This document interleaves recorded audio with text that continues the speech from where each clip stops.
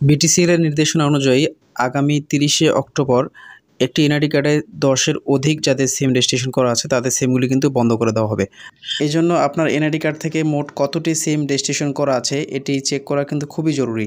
তো আজকের এই ভিডিওতে আমি সেটি দেখাবো কীভাবে আপনি চেক করবেন আপনার এনআইডি কার্ড থেকে মোট কতটি সিম রেজিস্ট্রেশন করা আছে এবং আপনি আপনার অতিরিক্ত সিমগুলি কীভাবে বন্ধ করে দেবেন সে বিষয়ে আমি আপনাদেরকে পরামর্শ দেব। আপনার এনআইডি কার্ড অথবা স্মার্ট কার্ড দিয়ে কতটি সিম রেজিস্ট্রেশন করা আছে সেইটি আপনি কিভাবে বুঝবেন অথবা কিভাবে চেক করবেন সেই বিষয়টি আমি এখন দেখাচ্ছি।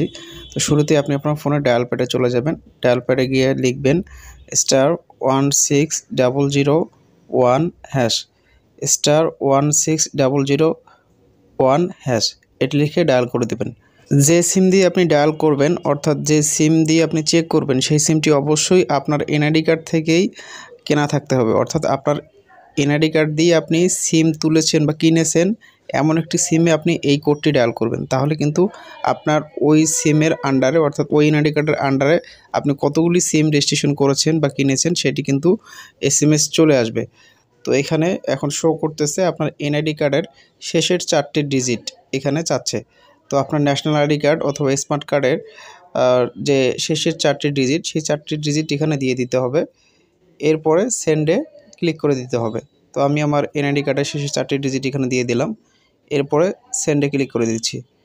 এখন একটি এসএমএস এখানে অটোমেটিক চলে আসবে। তো এসএমএসটির জন্য আপনাকে 1 মিনিটের মতো অপেক্ষা করতে হবে। তো 1 মিনিটের মধ্যে আমাদের এসএমএসটি চলে আসবে। অবশ্যই খেয়াল রাখবেন আপনার এই সিমটি কি আপনার এনআইডি কার্ড দিয়ে রেজিস্ট্রেশন করা বা আপনার এনআইডি কার্ড থেকে কি এই সিমটি কিনেছিলেন কিনা এটি আপনি আগে শিওর হবেন। তা না হলে কিন্তু আপনার এখানে ভুল দেখাবে। তো ভিউয়ার্স দেখতে পাচ্ছেন আমার এখানে একটি মেসেজ চলে এসেছে। এই মেসেজের মাধ্যমে আমি দেখতে পাচ্ছি আমার এখানে টোটাল 12টি সিম আমার এনআইডি কার্ড থেকে রেজিস্ট্রেশন করা আছে।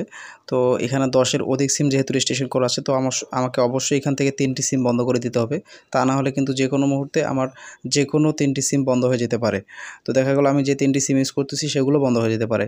এর জন্য সিম অফ করার জন্য আপনাকে যেটা করতে হবে আপনার নিকটস্থ কাস্টমার কেয়ারে বাংলালিংক সিম যদি ইউজ করে থাকেন তাহলে বাংলালিংক কাস্টমার কেয়ার, গ্রামীণ থাকলে গ্রামীণ কাস্টমার কেয়ার এবং রবি থাকলে রবি কাস্টমার কেয়ারে আপনি যোগাযোগ করবেন এবং আপনার এনআইডি কার্ডটি অবশ্যই সাথে নিয়ে যাবেন। সেখানে সাথে নিয়ে গেলে কিন্তু আপনি একদম বিনা টাকায়, কোনো টাকা লাগবে না, তাদের সাথে কথা বলে কিন্তু আপনি আপনার সিমটিকে চিরতরে বন্ধ করে দিতে পারবেন।